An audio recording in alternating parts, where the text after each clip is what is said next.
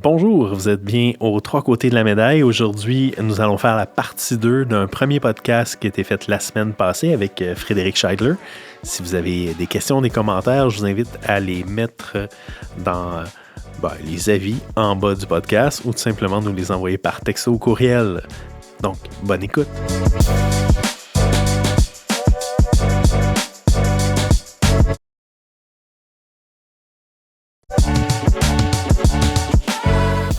C'est quoi qui se passe de faire des annonces à la télévision pour la SADC là, qui nous disent que, mon Dieu, votre argent est assuré. Oui, on le sait que l'argent est assuré chez les prêteurs au Canada pour un certain montant. Là. C'était 60 000, c'est monté, hein, je pense. Peut-être que tu confonds avec Assuris, c'est 100 000 par contre. C'est 100 000 par contre, mais c'était moins que ça il y a une dizaine d'années, il me semble. Possible. Au départ, là. Mais... Pourquoi ils en sont rendus à nous faire des annonces là-dessus? Là? Y a-t-il quelque chose qu'on ne sait pas? Est-ce que le monde devient suffisamment stressé pour dire qu'on va faire comme dans le temps, aller chercher notre argent au guichet puis vider nos comptes avec s'il arriverait une grosse récession ou quelque chose? Bon. C'est une question peut-être à trop... C'est une perception. Là. J'ai peut-être trop de volets dans ma question, mais as-tu vu cette annonce-là? Non. OK, bon. Ben, je vais peut-être la mettre dans le vidéo pour qu'on puisse savoir de quoi qu'on parle. Ce que j'en comprends, c'est que la guerre de l'épargne au Canada, c'est probablement l'objectif, c'est la cible numéro 1 des banques puis des caisses. C'est l'épargne. Donc, il y a une guerre épouvantable entre les institutions pour aller chercher des parts de marché là-dedans. Puis il y a des transferts d'intergénération qui s'en viennent qui vont être faramineux. Donc, aller chercher des clients dans, je sais pas, la génération Y, c'est des quarantaines, ça, à peu près. Oui. Ben, qui vont hériter de leurs parents. Il y a des transferts d'argent extraordinaires qui s'en viennent. Là. Puis avec les marchés qui vont pas bien, ben profiter peut-être des fois un peu là, du fait que quelqu'un commence à avoir peur pour son épargne, ben viens investir dans notre banque, nous autres, on garantit tes dépôts. Je vois ça plus comme une stratégie marketing pour aller chercher des argents neufs. Là. Dis-moi si on avait... en fait, on a parlé tantôt que tu définir le profil investisseur. Ouais. On faisait une petite capsule là, que tu veux définir mon profil. Là. Ça se passe avec combien de questions? Ça a l'air de quoi, ça, quand tu rencontres un client? Ah, c'est facile. C'est facile, mais il faut vraiment écouter, par contre. La première chose, c'est l'horizon de placement. Dans combien de temps auras-tu besoin d'utiliser cet argent-là? Si la personne me répond qu'elle veut s'acheter une maison dans 1 an et demi, ça vient de changer complètement le profil d'investisseur. On n'ira pas s'aventurer dans des marchés boursiers puis des fonds à haut risque de volatilité. On s'entend, là? Donc, par contre, quelqu'un qui a 25-30 ans en avant de lui, c'est un objectif de retraite, on peut se permettre de prendre un peu plus de risques pour être capable d'aller chercher plus de rendement. C'est toujours la même chose. Plus on est prêt à prendre de risques, plus on peut espérer un rendement élevé. Jusqu'à une certaine limite, on se comprend. Ouais. Mais en gros, c'est ça. L'autre point bien important, c'est la capacité à bien dormir la nuit avec le placement qu'on a. Fait que c'est un genre à t'appeler à toi 4 minutes. Visiblement, je vais aller dans quelque chose de très stable qui ne fluctuera pas. Ouais.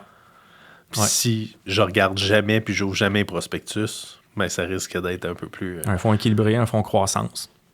Okay. Qui va permettre d'aller chercher des rendements supérieurs à long terme. Dis-moi, est-ce qu'on doit craindre plus l'inflation ou la récession? Oh!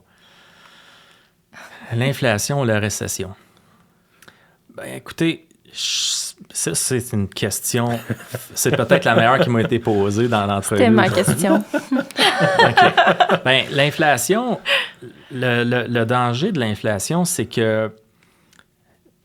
Je ne suis pas économiste, mais je pense que ça contribue beaucoup à faire un fossé entre les classes sociales.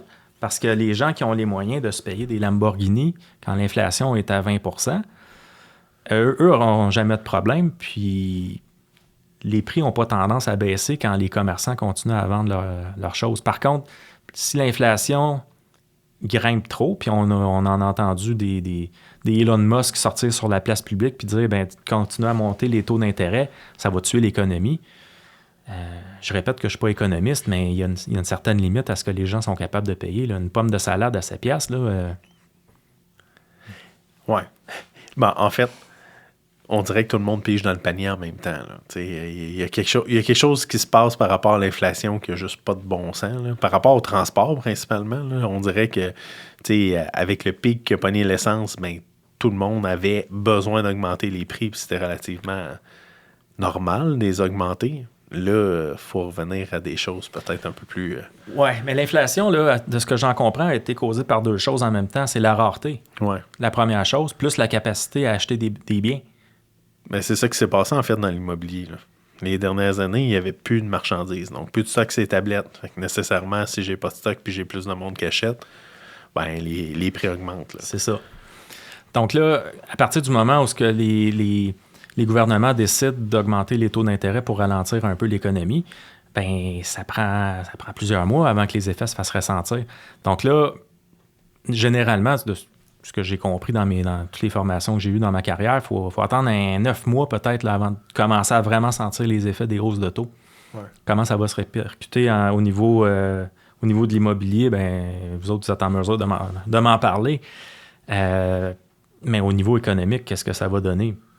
Tout est possible. Puis, comme je dis à beaucoup de gens dans ma pratique, le dénominateur commun de toutes mes années de pratique, surtout pour l'investissement, c'est l'incertitude. Oui, on est toujours là. Oui, il crée cette espèce de mouvement-là.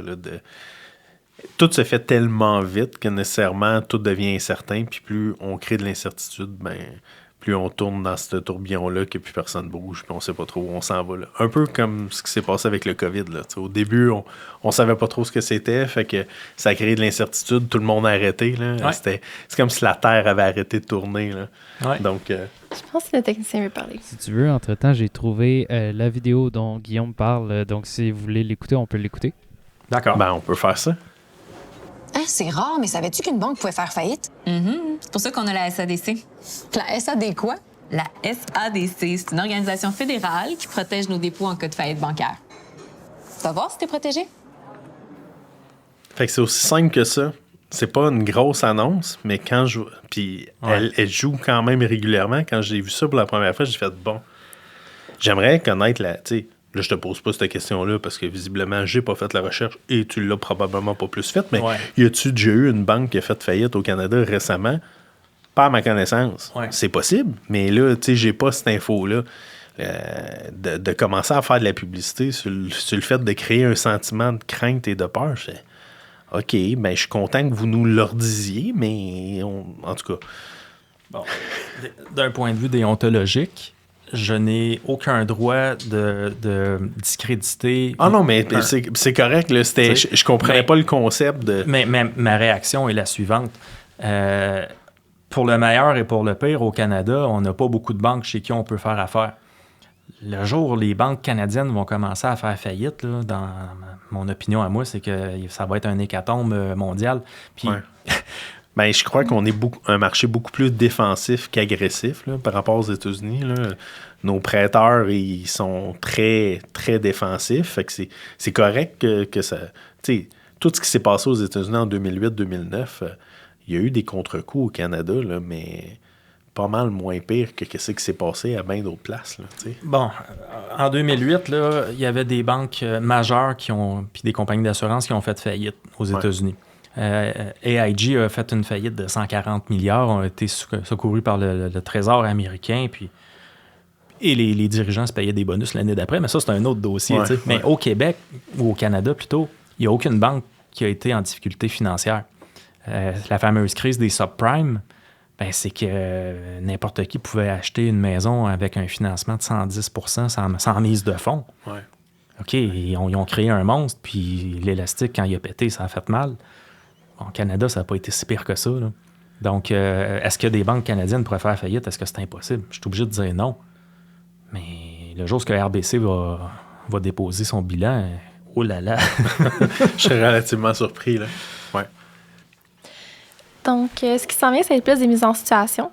Donc, je vais te mettre en contexte. La première, c'est plus par rapport suite à un héritage. Elisabeth, elle t'explique qu'elle pense mettre le tout sur son hypothèque pour payer la maison. Qu'en penses-tu et qu'est-ce que tu conseillerais? OK. Bon, premièrement, un héritage de combien? Deuxièmement, combien il reste d'hypothèque. Troisièmement, c'est quoi les droits REER inutilisés, les droits CELI inutilisés. Il manque des éléments pour être capable de répondre correctement, mais jamais au grand jamais, je dirais, OK, on rembourse parce que peut-être qu'il y aurait une pénalité importante pour un remboursement anticipé sur le prêt hypothécaire. On ne connaît pas les taux d'intérêt non plus dans cette situation-là. Donc, ça prend une analyse qui est plus globale. Je reviens encore à l'analyse des besoins financiers. Mais c'est parfait, ça. Tu aurais pu répondre comme pain d'eau. On paye l'hypothèque ou mets ça dans ton compte puis va-t'en au Bahamas. C'est pas ça que t'as fait? Non. Fait que c'est bien plus clair. Ça dit que il n'y a pas juste cette situation-là parce que ça, c'est visiblement genre des questions qu'on trouve à outrance sur Facebook, sur un spot quelque chose, j'ai eu telle affaire ou mordu de l'immobilier ou on dirait qu'il y a toujours une belle petite question puis là, tout le monde, ils vont avec leurs avis sans prendre en considération tout le big picture. Fait que faut agrandir puis comprendre un peu plus la mise en situation pour arriver à bien s'éclairer. C'est correct. Mais qu'est-ce que tu ferais, toi? J'y poserais cette question-là. Qu'est-ce que je ferais? Je poserais les questions que je viens de poser, puis j'aime me présenter. Ça donne une bonne image aux clients qui ne connaissent pas ce que je fais. Je suis comme un médecin. Je dois vous examiner pour être capable de vous donner la bonne prescription. Hey, mon père t'aurait aimé. Lui, il disait rien. Fait que dans le fond, il s'en allait chez le médecin parce qu'il savait que ça allait pas bien, puis il disait « cherche ». J'aurais peut-être fini par trouver, mais il aurait fallu qu'il me donne des papiers. Good. J'avais une autre question que c'est plus, je dirais plus, je sais pas comment expliquer ça. Mettons, c'est quoi la définition de rapper? Qu'est-ce que c'est rap? Ah, ça en est une que j'ai eu plusieurs fois. Ouais. Le rap, c'est le régime d'accession à la propriété. C'est un programme du gouvernement fédéral qui permet, dans trois scénarios différents. L'idée de base, là, c'est d'utiliser des REER pour les appliquer sur, entre autres, une mise de fonds pour une maison. C'est pas obligé d'aller sur la mise de fonds. Le retrait peut servir à faire des petits travaux aussi au moment de l'achat d'une propriété, du terrassement, des choses comme ça. Donc, le RAP permet de sortir sans pénalité un montant de 35 000 présentement, qui devra être remis sur une période de 15 ans. 31 décembre après la date du retrait. Donc, finalement, 17 ans plus tard. Donc, quelqu'un qui sortirait 15 000 de ses REER doit remettre 1 000 $ par année pendant 15 ans après le deuxième 31 décembre. Si la personne décide de ne pas rembourser son REER, puis soit dit en passant, on n'est pas obligé de le remettre à la même place qu'il était. Si vous avez sorti des fonds qui étaient chez l'institution verte, vous pouvez les redéposer chez l'institution bleue ou rouge, il n'y a pas de problème. Et puis si vous décidez de ne pas cotiser, ben le 1 000 $ qui aura été qui aurait dû être remis en REER, qui n'aura pas été remis, sera ajouté à votre rapport d'impôt de l'année. Puis ça va vous coûter de l'impôt sur ce 1 000 $ de revenus-là supplémentaires, comme si vous aviez retiré un REER normalement. Ouais. L'autre forme de RAP,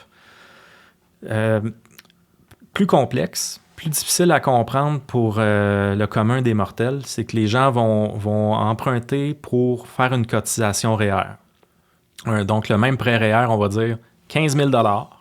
Il y a 15 000 qui sera déposé dans un REER et qui générera un retour d'impôt. Donc là, le retour d'impôt sur un dépôt REER de 15 000, ça dépend du revenu, mais mettons que ça donne un retour d'impôt de 5 000 $. Il y aura un retour d'impôt de 5 000 $, mais il y aura quand même une obligation, dans un premier temps, de rembourser un prêt qui aura servi à faire la cotisation REER. Puis, si les fonds REER n'ont pas été sortis, bien là, on n'a pas le remboursement du 1 000 $ annuel. L'autre scénario qui existe, c'est ce qu'on appelle le prêt virtuel. Donc là, on fait affaire avec une institution qui va faire le même dépôt de 15 000, qui va reprendre son 15 000 3 mois plus tard. Donc là, il n'y a pas de remboursement de prêt effectué. Il y aura le même retour d'impôt, exemple de 5 000, si on prend le même cas là, que précédemment. Mais après ça, il va y avoir un 1 000 $ par année qui devra être... Il va avoir l'obligation de recotiser 1 000 $ par année. Ouais. Donc, ça aura coûté 15 000 pour avoir 5 000. C'est généralement une stratégie qu'on voit chez des gens qui... Il manque de l'argent pour la mise de fonds. Généralement, c'est ça. Okay. Mais le RAP classique, c'est celui où il y a déjà des fonds en REER, puis on les retire pour être capable de faire une mise de fond. OK, parfait. Puis là, il y a le CELIAP qui s'en vient. Là, c'est pas un CELI qui couche avec un rap, c'est pas quelque chose comme ça? Là? Non. Non? Non, Ah, ils OK. peuvent pas. Ils sont pas majeurs. Non, ça n'a pas rapport. Le CELIAP, les règles du CELIAP sont pas encore 100% définies. OK. Je vous prédis qu'il y aura probablement beaucoup de publicité qui va être faite durant l'année 2023. OK. Mais de ce que j'en sais, là, puis j'en sais peu, là, très, très honnêtement, je ne m'embarquerai pas sur tous les détails, mais c'est un programme qui va permettre des dépôts sur 5 ans et qui va donner droit à des subventions. Et je suis en train d'étudier un peu ce programme-là avec un de mes très bons amis qui est planificateur financier, qui lui a trouvé peut-être une stratégie qui sera intéressante, qui va permettre à des gens de transférer du CELIAP vers le REER sans pénalité. À suivre. OK. Bon, on va te réinviter au Ben podcast pour en discuter. Fait que dans le fond, je te posais ces questions-là pour la mise en situation qui s'en vient. Donc, la mise en situation, Jenna est seule propriétaire de son condo. Son copain Pascal vit avec elle, mais aux yeux de la loi, il habite encore chez ses parents. Jenna aimerait vendre son condo pour acheter une maison avec son conjoint. Est-ce que Pascal peut rapper? Est-ce que Pascal peut rapper alors que Jenna a vendu son condo? Ah, dans le fond, elle veut vendre Elle son est condo puis elle veut propriétaire. acheter avec son conjoint. Bon, OK. Sur le formulaire qui est le T1036, qui permet d'effectuer un retrait RAP, ce qui est disponible sur le site du gouvernement du Canada, il y a une série de questions qui permettent de qualifier la personne qui veut effectuer un retrait RAP. Et question 1, oui, continue à question 2. Encore oui, continue à question 3. À la minute qu'il y a un nom, ça marche plus. C'est fini. OK. Exactement. Donc, j'ai pas le formulaire devant moi. Puis je suis quelqu'un de visuel, donc... Ah, c'est bon, on est deux. Oui, exact. Si j'avais eu le formulaire, j'aurais pu vous répondre plus On va facilement. enchaîner, on va le trouver. Parfait. Parfait. On va le trouver, puis on va revenir dessus. Parfait. Donc, l'autre mise en situation, c'est une mise en situation par rapport aux assurances. Donc, mon oncle Jean-Guy vient d'apprendre qu'il a le diabète. Ouais. Doit-il le divulguer immédiatement à son assureur? Quel est le délai raisonnable? Aucun délai. Aucun délai. Aucune divulgation. Parce que dans le fond, il est déjà assuré, c'est ça? C'est la grande différence avec l'assurance de dommages. L'assurance de dommages, l'analyse du risque est refaite à chaque renouvellement, donc à peu près à chaque année, règle générale. C'est pas mon domaine, là, je ne suis pas en train de donner un conseil là-dessus. Au niveau de l'assurance vie, l'analyse du risque est faite à la souscription. Donc, tu sais, il faut y aller avec la logique. Une maison qui vieillit va finir par représenter un plus grand risque pour l'assureur. Ouais. Puis, la maison peut évoluer aussi. C'est pas le même type de couverture. Une assurance vie, tu l'achètes à l'âge de 20 ans, puis tu la gardes toute ta vie, ben, c'est déjà planifié dans le coût que tu vas vieillir et l'analyse se fait au début une fois. Donc, il y a des clauses à l'intérieur du contrat sans tomber dans toutes les technicalités, mais après 2 ans, le contrat devient incontestable.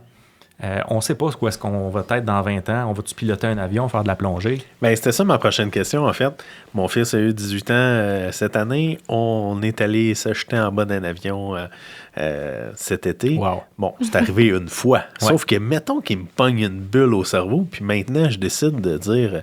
Tu sais, j'étais en tandem, puis de regarder le gars derrière. Il dit, hey, tu fais ça quand même. Ah, ça faisait 13 000 sauts qu'il faisait. Là, fait que j'étais en sécurité, mettons. Mais je déciderais de faire ça régulièrement. Est-ce que subitement, je suis obligé de le déclarer ou ça, si j'avais commencé puis j'en faisais avant, ben, je te l'aurais déclaré parce que ça faisait partie des questions. Exact. Après terme, une fois que je suis assuré. L'assurance vie, en fait, le questionnaire doit être répondu honnêtement et de bonne foi. Donc, quelqu'un qui n'a aucune intention n'a pas à déclarer quelque chose. Je comprends. Par contre, je vous avoue que si il y a une souscription d'assurance vie qui est faite, le parachute n'ouvre pas 6 mois plus tard, puis la personne ne savait pas qu'elle était pour sauter en parachute. Là. Ouais. Ça arrive comme ça, puis le parachute n'ouvre pas. Les 2 premières années, les assureurs se permettent... Ils vont être frileux, là. Ouais. Non, ils vont vraiment enquêter. OK. Il y a une clause de contestabilité à l'intérieur d'un contrat d'assurance vie. Je comprends. Donc, les assureurs vont faire leur devoir, puis ils vont aiguiser leur crayon, puis ils vont tenter peut-être de démontrer que je pense que notre client nous avons des raisons de croire qu'on devrait peut-être revoir un peu le dossier. Là. Je comprends. Après 2 ans, la question se pose beaucoup, beaucoup moins. Là. À moins que là, de fausses divulgations. Là. Exact. On a le... Oui, mais derrière toi, dans le fond, je sais pas si... Ouais. C'est plus bas. Ben, Dans le fond, je vais te le donner. On va te passer l'ordi, ça va Ouais. être plus simple, je Comme pense. ça, nous, on va le voir. Puis Ouais, toi, tu vas puis je vais l'avoir. être face au micro. Exactement. Ouais. Bon, OK. Donc, la première question, êtes-vous né au Canada? Oui, allez, question 2. La personne qui achète ou construit une habitation admissible a-t-elle conclu une entente écrite pour le faire? Oui, on peut continuer. Donc là, on arrive à... Avez-vous déjà, avant cette année, retiré des fonds de votre REER dans le cadre du RAP pour acheter ou construire une habitation admissible? Fait que si tu n'as jamais rappé, en théorie, C'est facile. Tu pourrais rapper. Est-ce qu'il y a un bout de temps là, qu'un couple, un pouvait contaminer l'autre? Là? Est-ce que ça en fait encore? Tu sais, ça existe encore? Je m'exprime-tu bien? Là? Le formulaire du RAP a changé il n'y a pas tellement longtemps parce que les séparations, il y en a de plus en plus.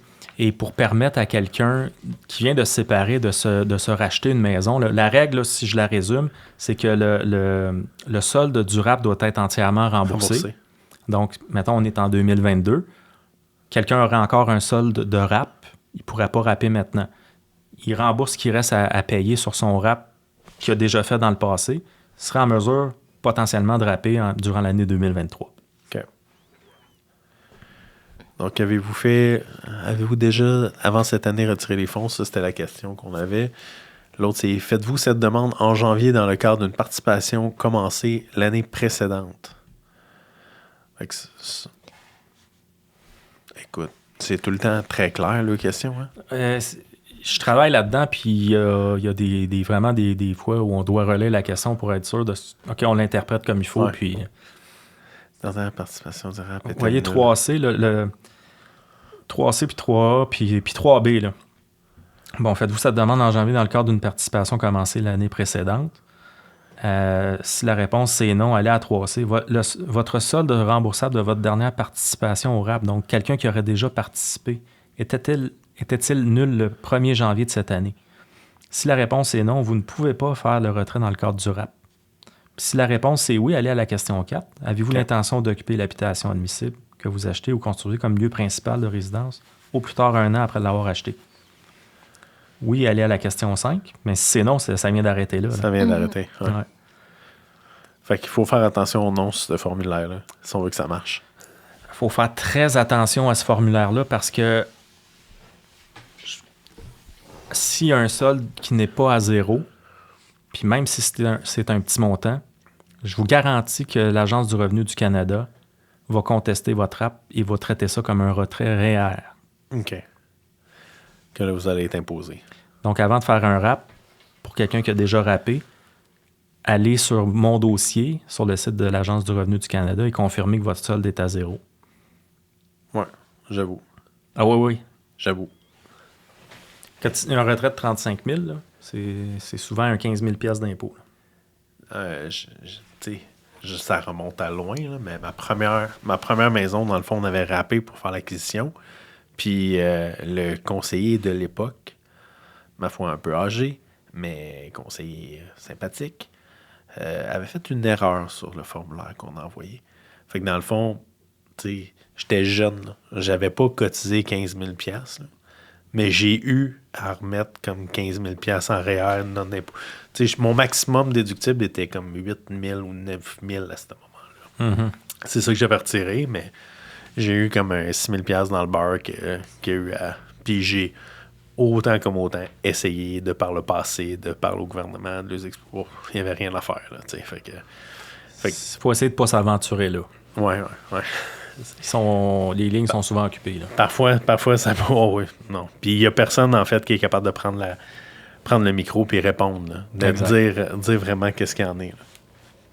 Non, excuse-moi, je suis en train de lire par rapport encore au RAP, là.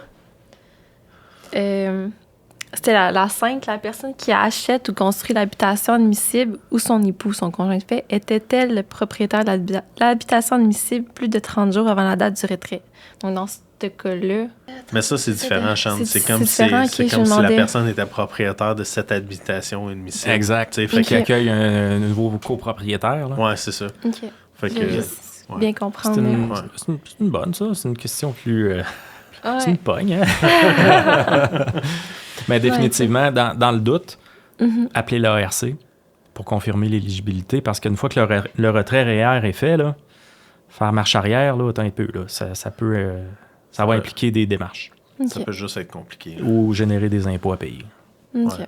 Je comprends. C'est bon, merci. Tu sais, pour revenir à notre histoire de Célia, parce que moi, j'avais entendu, la petite version était que il parlait qu'il nous autoriserait probablement à transférer des REER dans le Célia. La seule et unique chose, c'est qu'on perdrait les cotisations reliées au REER. Tu sais, c'est pas comme si je le transfère dans un autre programme puis tu redonnes tes cotisations inutilisées dans tes REER. Ça serait logique en même temps, parce que le CELIAP va donner droit à des subventions. Là. Ouais, fait que tu sais, un dans l'autre, la seule et unique chose, c'est qu'il manque encore un peu d'informations. Oui. Ben, c'était tout. On a fait le tour des mises en situation Wow. et des questions. Fait que- Ben, merci infiniment de t'être joint avec nous aujourd'hui. S'il y a des questions, des commentaires qui se feront sur la plateforme ou peu importe les médias, je vais t'inviter peut-être à y répondre ou je vais mettre définitivement tes coordonnées pour que les gens puissent rentrer en communication avec toi s'ils ont des questions au niveau des assurances, au niveau des placements ou juste pour tout simplement te rencontrer parce qu'ils ont trouvé que ta voix était magnifique et une belle voix FM. Donc, sur ce, merci infiniment d'avoir été avec nous. Merci à Passez vous. une excellente journée. Oui, merci. Merci.